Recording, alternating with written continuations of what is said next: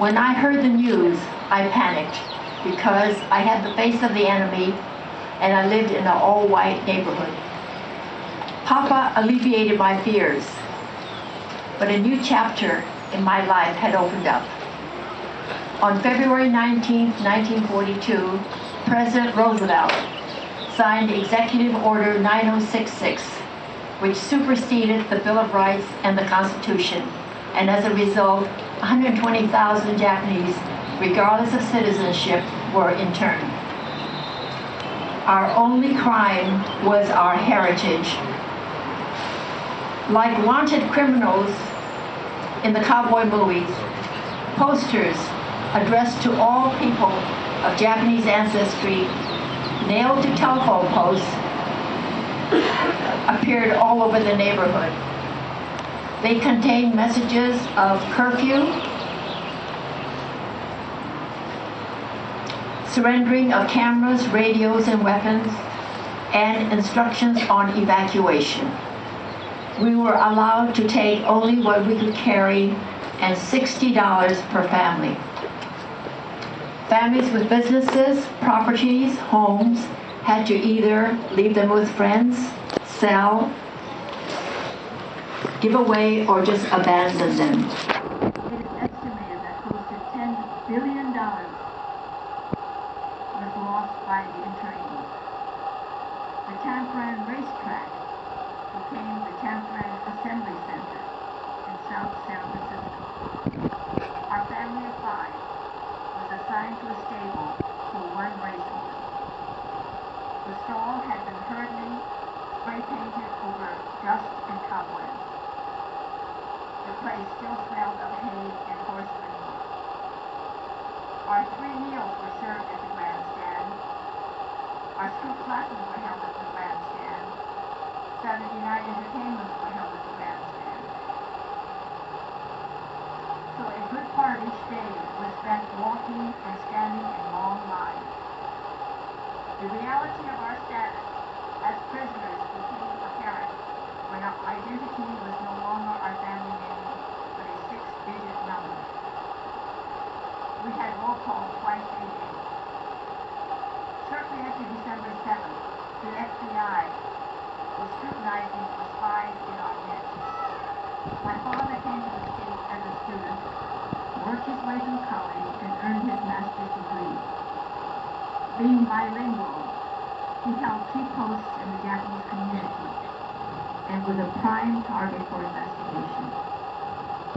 After numerous interrogations, he was released, but in Tampran, the FBI came to arrest him as a potentially dangerous enemy alien and was sent to Bismarck, North Dakota, then on to Santa Fe, New Mexico. After 3 months of horse stable living, we were transported by train inland to the Topaz Relocation Camp in the Utah desert.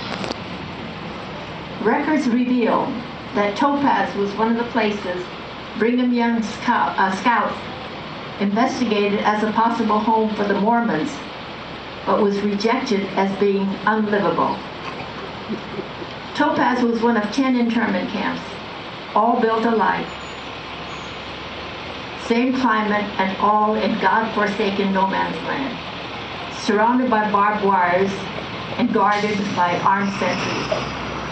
Each camp was self-governing, internee-staffed hospital, accredited schools staffed by qualified teachers, churches, and co-op stores. The elevation at Topaz is 5,000 feet above sea level. Summers were intensely hot, 106 degrees with frequent sandstorms. These storms would occur suddenly with no forewarning. We would run for cover from the fierce, blinding wind which stung our faces, and from the ubiquitous, thorny tumbleweed and deadly scorpion. As hot as it was in the summer, the pendulum swung to the other extreme during the winter months. The winters were frigid cold, -30.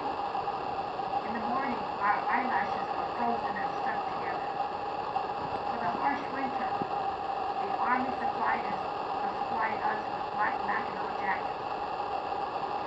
It was a one-size-fits-all, and for a soldier, it probably covered his hip. But for a shorty, it was down to her ankle. So trudging to school during the blizzard, wearing our black mackinaws from the back, we must have looked like a flock of penguins. Most Topazans are Californians, so we witnessed snow for the first time. It is amazing that we adjusted to the cold so readily. All that walking must have conditioned us, but very few got sick. At 16, I was in the height of modesty. So one of the shocking experiences was the lack of privacy. Latrines and showers had no partition. I would use the facility late at night only to discover that others had the same idea. One woman solved her modesty problem by covering her head with a large paper bag. Everyone had a job, and mine was to attend school. Though Topaz High had no library or lab facilities, the school spirit was very much alive, with conscientious students, active sports programs, and extracurriculars. To keep up with my brainy peers, I never studied so hard. I recall one Caucasian teacher lamenting, "I can't grade on curves. We are all gay students." In June 1943, I joined 218 other seniors in the first Topaz High School's graduation class. As for food, I recall 20 servings of tripe, which is a cow's intestine, in 1 month. It was served a la teriyaki, a la ketchup, a la curry, but it always tasted tripe. Mama insisted that we dine together as a family at supper time. Unfortunately, this was not a common practice in camp. Papa and I corresponded weekly. He always ended his letters with, "Be strong in mind, body, and spirit." These words have kept me strong and uplifted all these years. One of the poignant memories was an 18-year-old youth received his draft notice. Should he refuse the draft and stay in camp and take care of his elderly parents, or should he enlist like a good, loyal American? Many felt that this was a crucial time to prove loyalty to America in spite of adversities. I always got a lump in my throat when I passed a barrack window with a gold star flag. This meant a son had died serving his country, while his elderly parents were abiding the laws of the same country behind barbed wire. The camps officially closed in 1945. The resettlement was another harsh and unpleasant experience for many, as the hatred towards the Japanese was very much alive. In retrospect, it is heartwarming that the government has admitted wrong, apologized, and allowed us to build this beautiful memorial to patriotism. Thank you.